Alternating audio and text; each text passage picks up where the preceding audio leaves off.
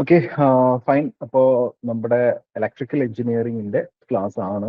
So you are starting from basics. Electric charge എന്താണെന്ന് നമുക്ക് first നോക്കാം. ഓക്കെ, അപ്പോൾ എന്താണ് ഒരു ഇലക്ട്രിക് ചാർജ് കൊണ്ട് ഉദ്ദേശിക്കുന്നത്? ഒരു മാറ്ററിന്റെ ഏറ്റവും മൈന്യൂട്ട് ആയിട്ട് ഒരു പോയിന്റാണ് നമ്മൾ ഒരു ഒരു ഇലക്ട്രിക് ചാർജ് എന്നുകൊണ്ട് ഉദ്ദേശിക്കുന്നത്.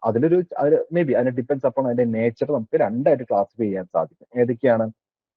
പോസിറ്റീവ് പോസിറ്റീവ് ചാർജ് എന്ന് നമ്മൾ പറയാറുണ്ട്, നെഗറ്റീവ് ചാർജ്. രണ്ട് ടൈപ്പ് ഓഫ് ചാർജസ് ആണുള്ളത്. അപ്പോൾ ഒരു പ്രോപ്പർട്ടിയുടെ ഏറ്റവും ഫണ്ടമെന്റൽ ആയിട്ടുള്ള ഒരു പാരാമീറ്റർ ആണ് ചാർജ് എന്ന് വിളിക്കുന്നത്. അതിന് രണ്ട് തരത്തിൽ ക്ലാസിഫൈ ചെയ്യാൻ സാധിക്കും. അത് ഡിപ്പെൻസ് അപ്പോൺ ഒരു ഇലക്ട്രോ മാഗ്നറ്റിക് ഫീൽഡിൽ, അല്ലെങ്കിൽ നിങ്ങൾ ജസ്റ്റ് വിചാരിക്കുക, ഒരു ഫീൽഡിൽ കൊണ്ട് വെക്കുമ്പോൾ അത് എങ്ങനെ ബിഹേവ് ചെയ്യുന്നു. ഓക്കെ, ഒരു ഇലക്ട്രോ മാഗ്നറ്റിക് ഫീൽഡിൽ അല്ലെങ്കിൽ ഒരു സർട്ടൺ എനർജി ഫീൽഡിൽ കൊണ്ട് വെക്കുമ്പോൾ ആ ഒരു പാർട്ടിക്കിൾ എങ്ങനെയാണോ ബിഹേവ് ചെയ്യുന്നത് അതിനെ അടിസ്ഥാനപ്പെടുത്തി നമ്മൾ പോസിറ്റീവ് ചാർജ് എന്നും നെഗറ്റീവ് ചാർജ് എന്നും നമ്മൾ ക്ലാസിഫൈ ചെയ്യുന്നുണ്ട്. ഓക്കെ, സോ ഒരു ഇലക്ട്രിക് ചാർജ് എന്ന് പറയുന്നത് ഒരു ബിൽഡിംഗ് ബ്ലോക്ക് ഓഫ് ഒരു മെറ്റീരിയലാണ്. നമ്മുടെ ഇലക്ട്രിക്കൽ മെറ്റീരിയലിന്റെ ഒരു ബിൽഡിംഗ് ബ്ലോക്ക് ആണ് ഇലക്ട്രിക് ചാർജ് എന്ന് പറയുന്നത്. അതിന്റെ യൂണിറ്റ് എന്ന് പറയുന്നത് കുളം.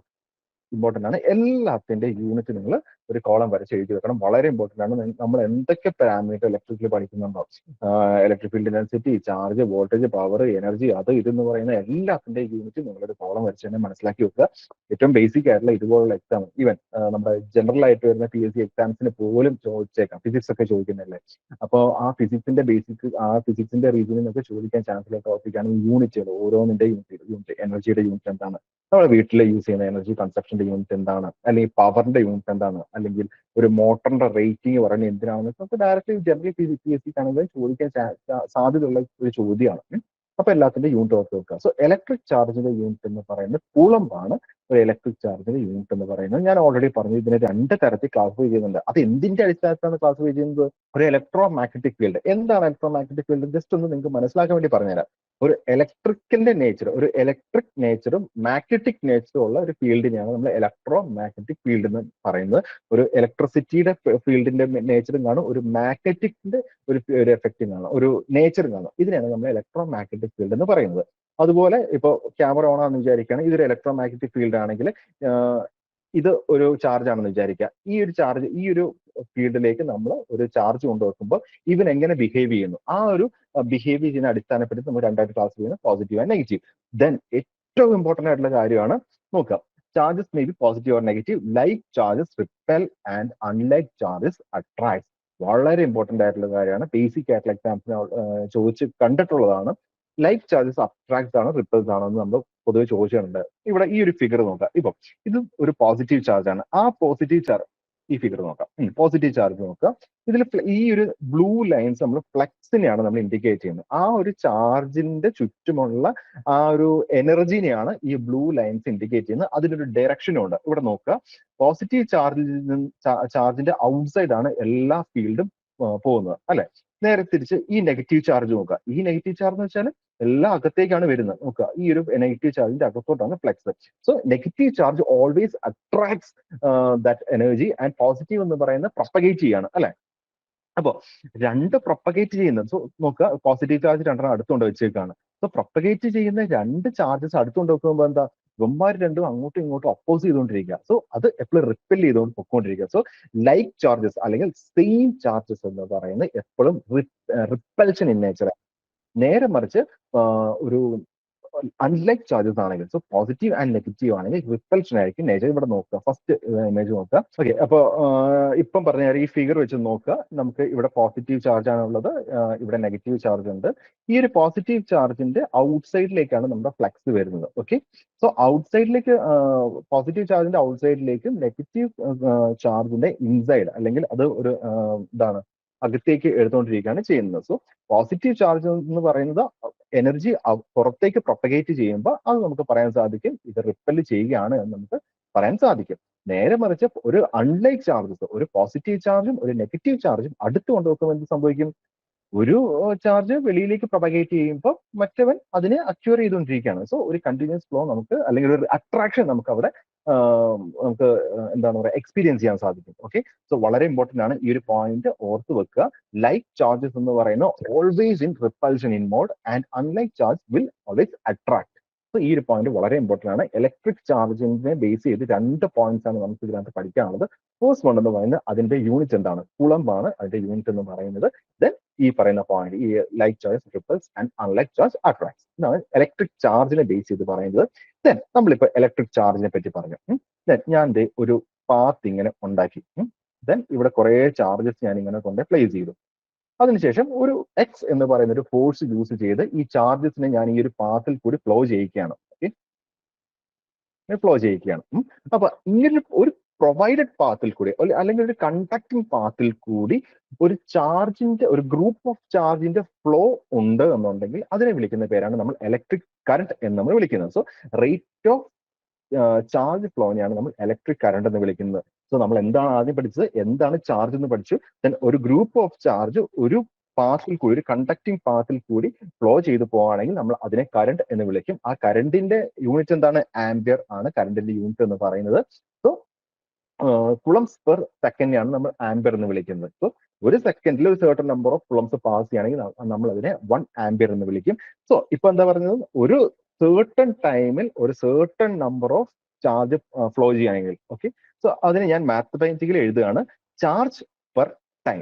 So Q/T. Okay, so current എന്ന് വിളിക്കുന്നത് എന്താ, rate of change of charge എന്നൊക്കെ വിളിക്കാൻ സാധിക്കും. Okay, so rate of change of ചാർജിനെയാണ് നമ്മൾ കറണ്ട് എന്ന് വിളിക്കുന്നത്. അതിനെ മാത്തമാറ്റിക്കലി നമ്മൾ റെപ്രസെന്റ് ചെയ്യുകയാണെങ്കിൽ dQ/dt. Q എന്ന് പറയുന്നത് ചാർജിനാണ് നമ്മൾ ഇൻഡിക്കേറ്റ് ചെയ്യുന്നത്. T എന്ന് പറയുന്ന ടൈമിനെയാണ്. സോ ഒരു certain ടൈമിൽ Q എന്ന് പറയുന്ന എമൗണ്ട് ഓഫ് ചാർജ് പാസ് ചെയ്യുകയാണെങ്കിൽ നമ്മൾ അതിനെ കറണ്ട് എന്ന് വിളിക്കും. സോ ഏറ്റവും ഇമ്പോർട്ടന്റ് ആയിട്ട് ഇതിൽ ഏറ്റവും കൂടുതൽ ഓർത്തിരിക്കേണ്ട ഈ ഒരു ഇക്വേഷൻ മാത്രമാണ് dQ/dt. Current is equal to dQ/dt. So rate of change of ചാർജിനെയാണ് നമ്മൾ കറണ്ട് എന്ന് വിളിക്കുന്നത്. ഇതിനകത്ത് ഒരു കാര്യം കൂടെ നമ്മൾ ഓർത്ത് വെക്കേണ്ട കാര്യമുണ്ട്, ഇതിനൊരു പൊളാരിറ്റി ആണ്.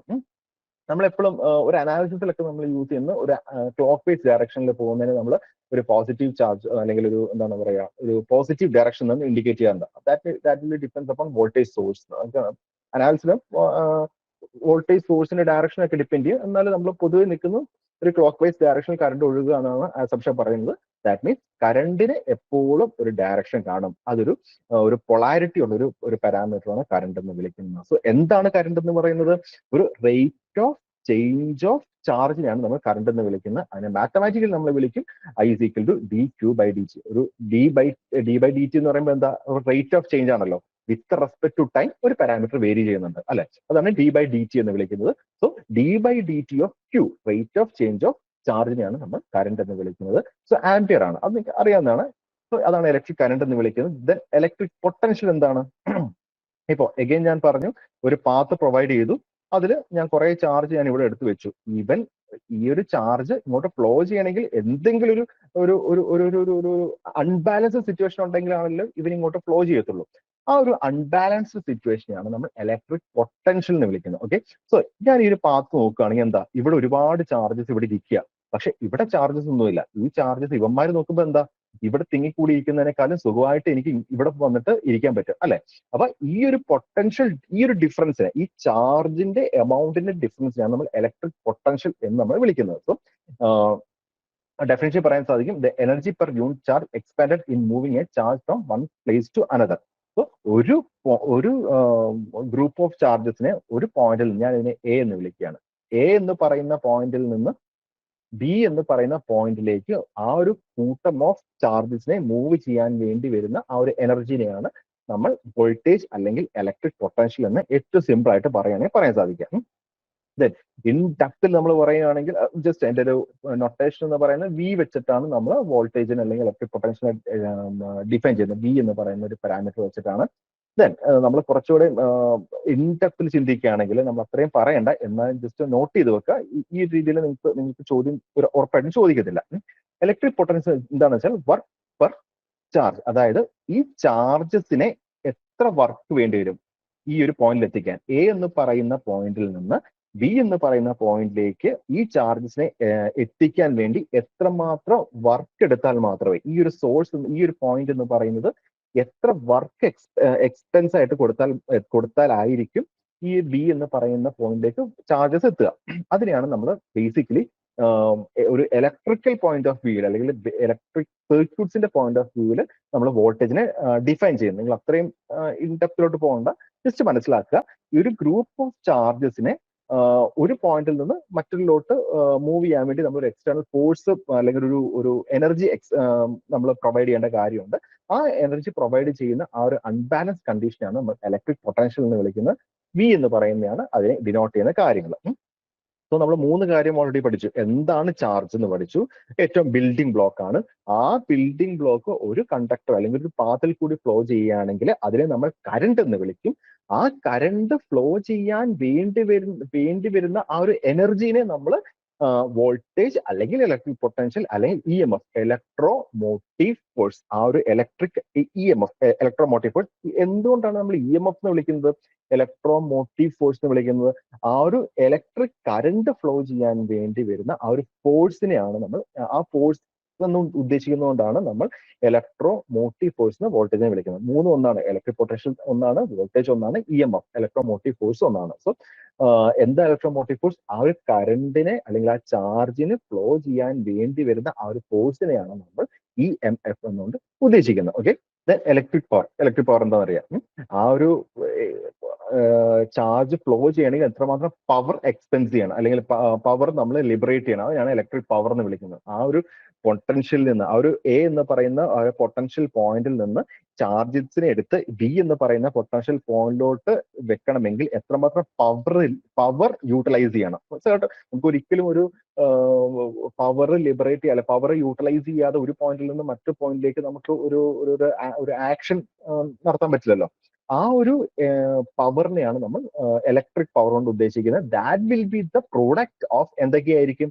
ആ ഒരു എമൗണ്ട് ഓഫ് ചാർജ് ആൻഡ് ആ പൊട്ടൻഷ്യൽ ഡിഫറൻസ്. ആ ഒരു പൊട്ടൻഷ്യൽ ഡിഫറൻറ്റിന്റെയും ഇലക്ട്രിക് കറണ്ടിന്റെയും പ്രൊഡക്റ്റ് ആയിരിക്കും നമ്മുടെ ഇലക്ട്രിക് പവർ എന്ന് വിളിക്കുന്നത്. അതിനെ ഇൻഡിക്കേറ്റ് ചെയ്യുന്ന P എന്നാണ് വിളിക്കുന്നത്. വാട്ട്സ് ആയിരിക്കും നമ്മുടെ അതിന്റെ യൂണിറ്റ് എന്ന് വിളിക്കുന്നത്. ഇത് നിങ്ങൾ തന്നെ ബോധർ ചെയ്യേണ്ട, നിങ്ങൾ ചിന്തിച്ച് കൺഫ്യൂസ്ഡ് ആവേണ്ട. Just of P = V × I.